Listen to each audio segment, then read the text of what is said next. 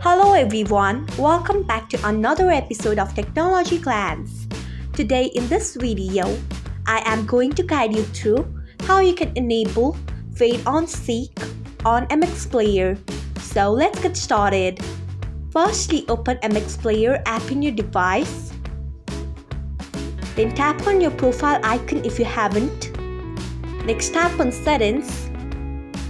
After that, tap on Audio. Next, you can see the option of Fade on Seek. Click on it by tapping on it. So this is how you can enable Fade on Seek on MX Player. Thanks for watching. If you found this guide helpful, we would love it to hit the thumbs up button below. We upload great new tech tutorials like this one every day, so do not forget to subscribe to our channel and hit the bell icon so that you will never miss another update.